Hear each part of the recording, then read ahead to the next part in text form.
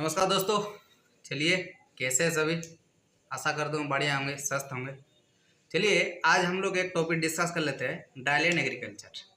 डायलैंड agriculture से question पूछा जाता है, मतलब थोड़ा जो ड्राई फार्मिंग के बारे में, ड्राईलैंड फार्मिंग, रेनफेड फार्मिंग क्या होती है। सबसे पहले जान लेते हैं ड्राईलैंड एग्रीकल्चर क्या होती है। सबसे पहले इसी का कंसेप्ट क्लियर करना है। तो सबसे पहले हम लोग अगर बात करें, जब पानी की अगर बात करें, हम लोग पानी मतलब अगर पानी किसी क्रॉप में दे तो हम लोग मतलब अगर इरिगेशन के सोर्स में दे सकते हैं, और दूसरा क्या, रेनफॉल के डिपेंडेंट के ऊपर हम लोग वाटर दे सकते हैं किसी भी क्रॉप को। अगर ऐसा कंडीशन हो गया ना जहाँ पे इरिगेशन पॉसिबल नहीं है, अगर हम लोग टोटली डिपेंडेंट हो गया रेनफॉल के ऊपर, हम लोग पूरा का क्रॉप रेनफॉल का अगर ऊपर डिपेंडेंट करके हम लोग क्रॉप उगाएंगे, वैसे कंडीशन में क्या बोलते हैं, रेनफीड कंडीशन बोलते हैं। जैसे कि हम लोग ग्रोइंग, अगर हम लोग किसी भी क्रॉप को ग्रो करें टोटली अंडर रेनफीड कंडीशन, मतलब वहाँ पे इरिगेशन का फैसिलिटी नहीं है, हम लोग पूरा रेनफॉल के डिपेंडेंट के होके हम लोग खेती कर रहे हैं, उसी को ड्राईलैंड एग्रीकल्चर बोलते हैं। समझ में आ गया ड्राईलैंड एग्रीकल्चर क्या होती है। हम लोग क्या बोले, growing a crops entirely under rainfed condition is known as dryland agriculture. इसके बाद हम लोग आ जाते हैं क्लासिफिकेशन के बारे में। ड्राईलैंड एग्रीकल्चर का हम लोग बात करें तो इसको 3 भागों में डिवाइड किया जाता है। एक ड्राई फार्मिंग होती है, 2 ड्राईलैंड फार्मिंग होती है, एक रेनफीड फार्मिंग होती है। तो dry farming, dryland farming, rainfed farming. अगर हम लोग रेनफॉल के हिसाब से अगर बात करें, रेनफॉल अगर 750 mm से अगर कम होगा तो उसको उसको बोलेंगे ड्राई फार्मिंग। मतलब ड्राई फार्मिंग रेनफॉल कितना होती है, 750 mm से कम। ड्राई लैंड में 750 से 1150 mm बिजली होती है, और रेनफीड में 1150 mm, मतलब सबसे ज़्यादा बारिश रेनफीड में होती है। इसके बाद अगर हम लोग रीजन का, क्षेत्र का बात करें, जैसे जैसे कि ड्राई फार्मिंग कौन से रीजन में आता है, ड्राईलैंड फार्मिंग कौन से रीजन में आता है, जो एरिड रीजन है जहाँ पे रेनफॉल सबसे कम होता है उसी के अंदर आता है ड्राई फार्मिंग, एंड एवं ड्राईलैंड फार्मिंग के अंदर सेमी एरिड रीजन आता है। इसके बाद ड्राई स्पेल। ड्राई स्पेल मतलब जहाँ पे मतलब एब्सेंस ऑफ रेनफॉल, जहाँ पे मतलब रेनफॉल का एब्सेंस होती है उसी को क्या बोलते हैं, मतलब रेनलेस डे, उसको ड्राई स्पेल कहते हैं। ड्राई स्पेल अगर हम लोग ड्राई फार्मिंग में बात करें तो सबसे कम वृष्टिपात यहाँ पे है, तो इसीलिए यहाँ पे सबसे ज़्यादा कॉमन होता है क्रॉप फेल्योर कॉमन होता है। और ड्राई लैंड में कभी कभार तो क्रॉप फेल्योर हो जाता है, क्योंकि यहाँ पे भी 750 से 1150 के बीच वृष्टिपात होती है। ठीक है। इसके बाद ग्रोइंग सीजन का अगर बात करें, ग्रोइंग सीजन कितना कितना दिन का होता है। यहाँ पे बारिश कम है, बारिश कम होगा तो हम लोग को शॉर्ट ड्यूरेशन वाली क्रॉप लेना चाहिए, क्योंकि हम लोग के पास पानी के अवेलेबल कम है, वृष्टिपात के ऊपर डिपेंडेंट है, तो सबसे कम दिन का फसल लेना चाहिए ड्राई फार्मिंग में। इसके बाद ड्राईलैंड फार्मिंग में थोड़ा ज़्यादा पानी है, इसीलिए हम लोग थोड़ा ज़्यादा दिन का ले सकते हैं, 50 दिन से 120 दिन का क्रॉप ले सकते हैं। इसके बाद 1150 में सबसे ज़्यादा बारिश, इसीलिए मतलब यहाँ पे पानी ज़्यादा होगी, तो इसीलिए 120 दिन वाला क्रॉप हम लोग यहाँ पे चूज कर सकते हैं।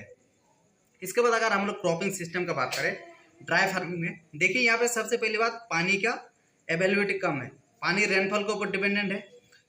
अगर हम लोग इसमें क्रॉपिंग सिस्टम का बात करें तो यहाँ पे मोनोक्रॉपिंग, मतलब एक ही क्रॉप ले सकते हो। ठीक है, एक ही क्रॉप, दूसरी बार के लिए तुम्हारा पानी अवेलेबल नहीं होगा। या फिर मिक्स्ड क्रॉपिंग उगा सकते हो, मतलब एक मेन क्रॉप के साथ कोई भी क्रॉप मिला के उगा सकते हो, मिक्स्ड क्रॉपिंग ड्राई फार्मिंग में। इसके बाद ड्राईलैंड फार्मिंग में मोनोक्रॉपिंग भी कर सकते हो, इसके बाद इंटायर क्रॉपिंग भी कर सकते हो, एक क्रॉप के अंदर दूसरा क्रॉप भी रो टू रो लगा सकते हो। इसके बाद अगर हम लोग बात करें कैरेक्टरिस्टिक्स क्या होती है ड्राईलैंड एग्रीकल्चर का, पानी का कमी है ही है, रेनफॉल के ऊपर डिपेंडेंट है, तो ड्राईलैंड का कैरेक्टरिस्टिक क्या होती है। सबसे जो मेन कैरेक्टरिस्टिक है हमारा जो रेनफॉल का, इराडिक अनसर्टेनिटी ऑफ रेनफॉल, मतलब रेनफॉल का कोई परफेक्ट नहीं है कि इतना इतना दिन बाद आएंगे, इतना दिन रहेंगे, इसी दिन पानी आएगा, पूरा डिस्ट्रीब्यूशन नहीं है सटीक से। और ड्राईलैंड क्या होता है, जो ड्राईलैंड एग्रीकल्चर होता है, इसमें क्या होता है, टोपोग्राफी कैसा होता है, अंडुलेटिंग टोपोग्राफी होता है। अंडुलेटिंग टोपोग्राफी में जैसे कि हमारे यहाँ पे इरोजन भी ज़्यादा हो सकते हैं, इरोजन भी हो सकते हैं, जैसे रील इरोजन, गाली इरोजन यहाँ पे हो सकते हैं। इसके बाद यहाँ पे सॉइल फर्टिलिटी क्या होती है, सॉइल फर्टिलिटी कम होगी, यहाँ पे क्या सैंडी सॉइल ज़्यादा होती है। अगर सैंडी सॉइल ज़्यादा होंगी तो लो वाटर होल्डिंग कैपेसिटी होगा। और यहाँ पे क्या हम लोग पानी कम है सॉइल फर्टिलिटी नहीं है, वाटर होल्डिंग कम है, तो इसीलिए हम लोग के पास लिमिटेड चॉइस ऑफ क्रॉप रहते हैं। यहाँ पे हम लोग वेराइटी टाइप्स ऑफ क्रॉप नहीं उगा सकते हैं। अगर बात करें एरिड रीजन की, तो किसको एरिड रीजन बोलेंगे, किसको सेमी एरिड रीजन बोलेंगे। ये क्या है, मॉइस्चर डेफिसिट इंडेक्स, मतलब मॉइस्चर डेफिसिट, जहाँ पे पानी का कमी होगा उसका एक इंडेक्स है, उसको बोलते हैं मॉइस्चर डेफिसिट इंडेक्स। अगर मॉइस्चर डेफिसिट इंडेक्स -66.7 टू 100 रहेगा तो वो किसके अंदर आएगा, एरिड रीजन के अंदर मॉइस्चर डेफिसिट इंडेक्स कितना होता है, इतना होता है। और सेमी एरिड में थोड़ा इससे कम रहता है मॉइस्चर डेफिसिट इंडेक्स, मतलब comparison to deficient, moisture deficient किस में ज़्यादा रहते हैं, एरिड में, compare to semi arid region. Semi arid में कितना है, -33.3 टू 66.7।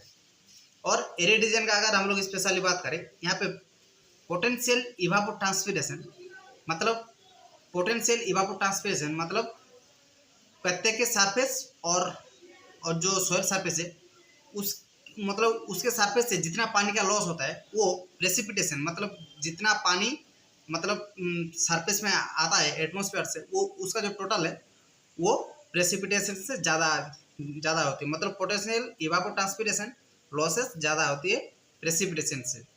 और सेमी रीजन में क्या होती है, पोटेंशियल इवापोट्रांसपिरेशन ज़्यादा भी हो सकता है या फिर इक्वल हो सकता है।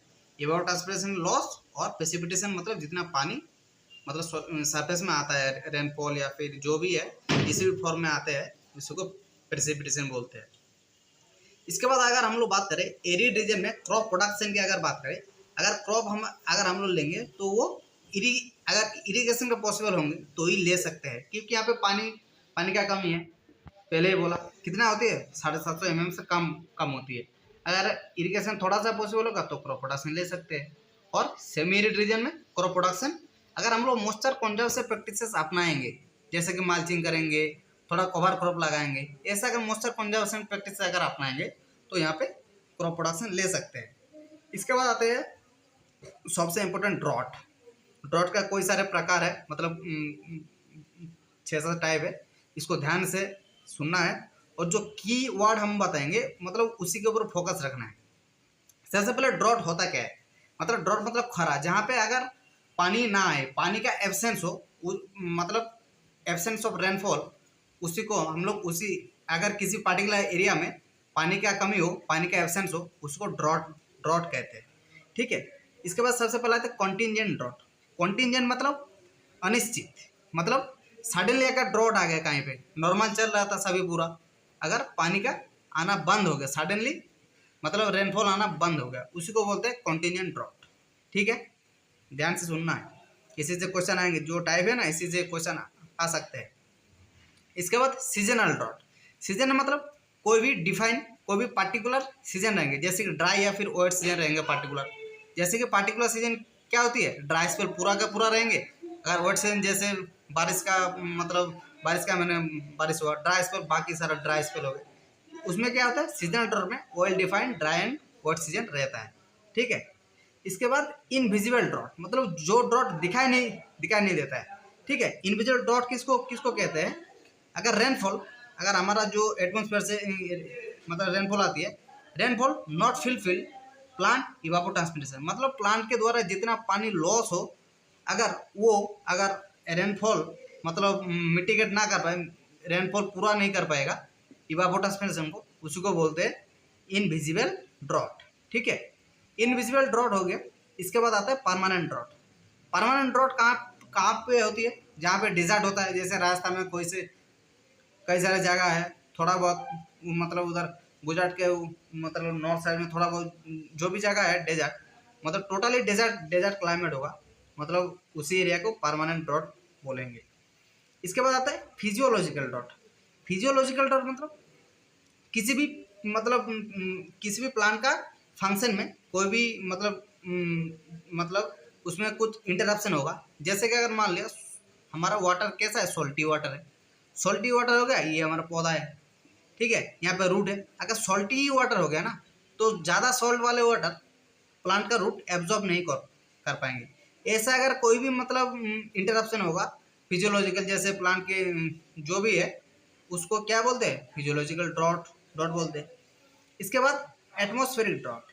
एटमॉस्फेरिक ड्रॉट मतलब जहाँ पे इवापो ट्रांसपिरेशन, ये ईटी मतलब क्या, इवापो ट्रांसपिरेशन, अगर पानी का एब्जॉर्प्शन के हिसाब से अगर ज़्यादा होगा, इवापो ट्रांसपिरेशन लॉसेस अगर ज़्यादा होगी, क्यों लॉसेस होगी, अगर ह्यूमिडिटी कम हो गया, टेम्परेचर बहुत ज़्यादा बढ़ गया, या फिर विंड स्पीड बहुत तेज हो गया, तो ठीक है, तो इसीलिए लॉस ज़्यादा होते हैं। पत्ते के लीफ सरफेस से बहुत ज़्यादा ट्रांसपिरेशन बढ़ जाता है और इवापो ट्रांसपिरेशन टोटली जो लॉसेस होता है वो बढ़ जाता है।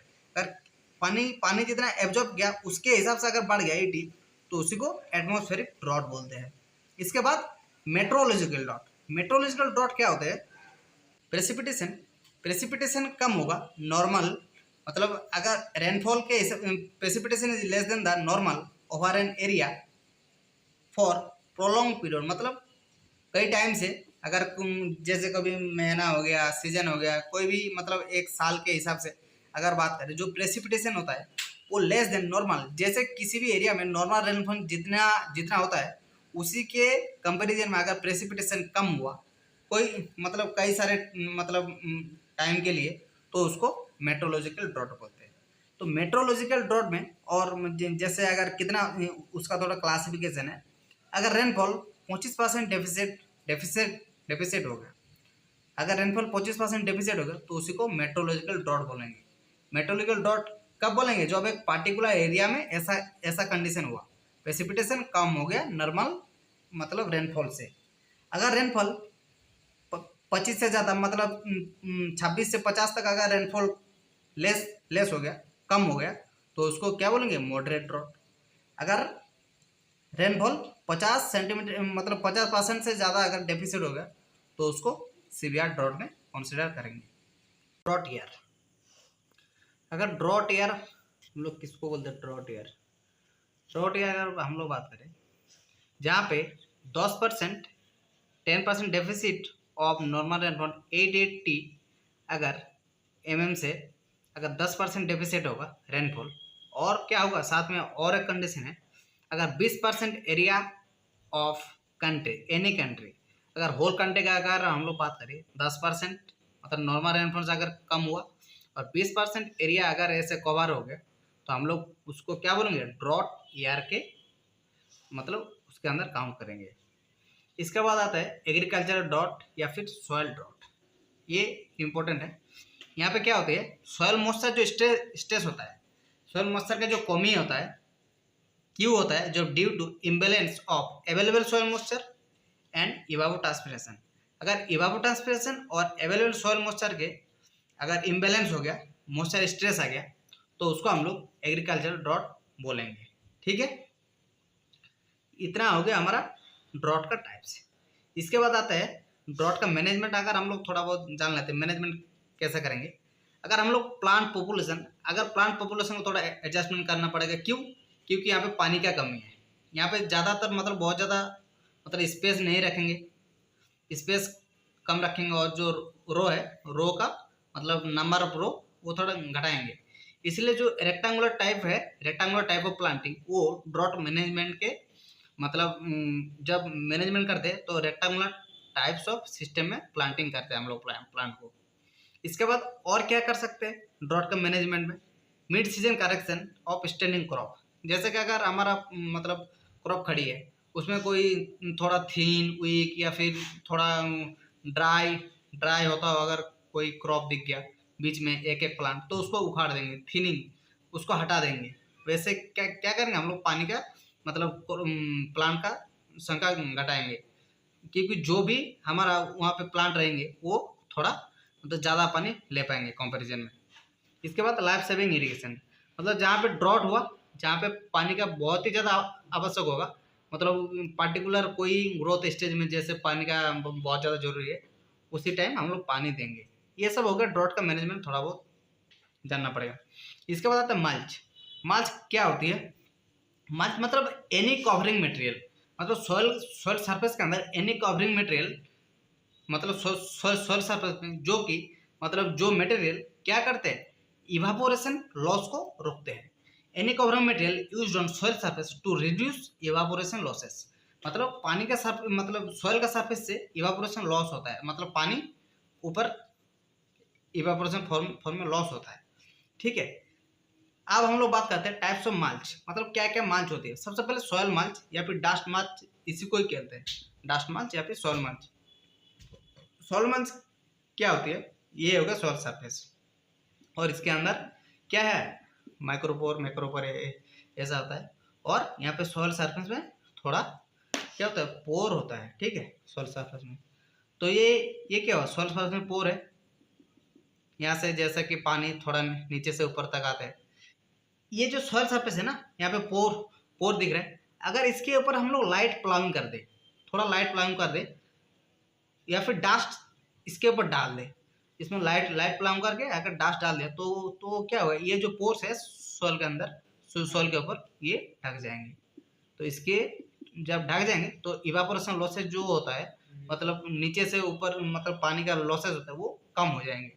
ये हो गया सॉइल माल्च। इसके बाद स्ट्रॉ एंड स्टेबल माल्च, जो भी मतलब रेड्यूसेस है, जो भी क्रॉप का रेड्यूसेस हो, जो भी मतलब बचा हुआ जो स्ट्रॉ है, वो अगर हम लोग मतलब सॉइल के सरफेस में डाल दिया, वो हो गया हमारा एक टाइप का माल्च का काम करेंगे वो। और क्या होगा, ऑर्गेनिक मैटर का भी सोर्स होगा सॉइल में। ठीक है, स्ट्रॉ एंड स्टेबल माल्च उसको बोलते हैं। इसके बाद प्लास्टिक माल्च क्या होती है, अगर हम लोग सॉइल सरफेस में व्हाइट कलर का प्लास्टिक यूज करें। व्हाइट कलर क्यों, इसमें क्या होती है, ज़्यादातर रिफ्लेक्ट होती है, मतलब सन लाइट, मतलब सन का जो है यहाँ पे एल्बिडो ज़्यादा होती है अगर बोले तो। यहाँ पे क्या तो रिफ्लेक्टिव टाइप होता है व्हाइट, इसीलिए प्लास्टिक माल्च यूज करते हैं। और ब्लैक कलर की कहाँ यूज करते हैं हम लोग, सॉइल सोलराइजेशन, मतलब जहाँ पे वुड का ग्रोथ ज़्यादा होगा ना, वहाँ पे हम लोग ब्लैक कलर का यूज करेंगे, और मतलब माल्च के अंदर व्हाइट कलर का यूज करेंगे प्लास्टिक। इसके बाद आता है लाइम माल्च। लाइम मतलब जो लिविंग, जो डेंस फॉलिएज वाला क्रॉप है ना, जैसे पाल्स क्रॉप हो गया, पाल्स क्रॉप के अंदर कापी हो गया, ग्रीन गम हो गया, पी होगा, ये सब क्या होगा, डेंस फॉलिएज क्रॉप है। यहाँ पे मतलब लीफ बहुत ज़्यादा फैला हुआ रहता है, इसको फॉलिएज क्रॉप बोलते हैं। ये कैसे मतलब इवापोरेशन लॉसेस को कमाता है, मतलब रिड्यूस करता है। इसका जो लीफ सरफेस है ना, मतलब लीफ सरफेस बहुत ज़्यादा होती है, लीफ सरफेस बहुत ज़्यादा होती है। अगर ऊपर से रेनफॉल आएगा तो मतलब डायरेक्टली सॉइल सरफेस में नहीं गिरेगा, यहाँ पे लीफ सरफेस में गिरेगा। तो इसका जो रेन ड्रॉप का जो वेलोसिटी है, वो थोड़ा कम होके सॉइल सरफेस में आएगा। तो थोड़ा यहाँ पे जैसे ये सॉइल का जो पार्टिकल है, ये थोड़ा मतलब ज़्यादातर डिस्पर्स नहीं होंगे, यहाँ पे बने रहेंगे। इसी मतलब ऐसे ही लाइम माल्च मतलब क्या करते हैं, इरोजन से भी रुकते हैं और पानी का लॉसेस से भी बचाते हैं। इसके बाद होता है पेबल मंच, जैसे कि जैसे कि स्टोन हो गया, जैसे हॉर्टिकल्चर का जैसे फ्रूट क्रॉप हो गया, उसके मतलब जैसे रूट रीजन में लगा दिया हम लोग, जैसे कि पेबल लगा दिया वहाँ पे, क्योंकि थोड़ा इवापोरेशन लॉस कम हो। ये हो गया पेबल मल्च। अब हम लोग बात करते हैं एंटी ट्रांसपेरेंट मतलब सबसे पहले सबको पता है ट्रांसपेरेंट मतलब क्या होती है। जब लीफ सरफेस में जब हम लोग ये क्या होता है, स्टोमेटा होती है, छोटे छोटे पोर्स होती है, स्टोमेटा से वाटर लॉसेस होता है, इसको बोलता है ट्रांसपिरेशन। एंटी ट्रांसपिरेशन मतलब हम लोग ट्रांसपिरेशन के थ्रू जो लॉस है उसको रोकना है। ठीक है, अब हम लोग क्या यूज करेंगे, ट्रांसपिरेशन सप्रेशन, मतलब ट्रांसपिरेशन को रोकने के लिए हम लोग क्या क्या कर सकते हैं, ये टाइप है। सबसे पहले आता है स्टोमाटा क्लोजिंग। हम लोग जो स्टोमाटा है ना, ये लीफ सरफेस के ऊपर, इसको क्लोज करना है। अगर क्लोज करेंगे तो क्या क्या यूज कर सकते हैं सबसे पहले पीएमए क्या है, एक फंजीसाइड है। पीएमए मतलब फिनाइल मर्क्यूरिक एसिड है, जो कि एक फंजीसाइड है। स्टोमाटा क्लोजिंग और क्या यूज करते हैं, एट्राजिन क्या है, हार्बिसाइड है। तो हम लोग ये दो यूज कर सकते हैं स्टोमाटा क्लोजिंग के लिए। और इसका मोड ऑफ एक्शन मतलब ये कैसे काम करेगा, क्लोजिंग स्टोमाटा मतलब स्टोमाटा क्लोज करके ट्रांसपिरेशन को रोकेगा। ठीक है, स्टोमाटा क्लोजिंग हो गया।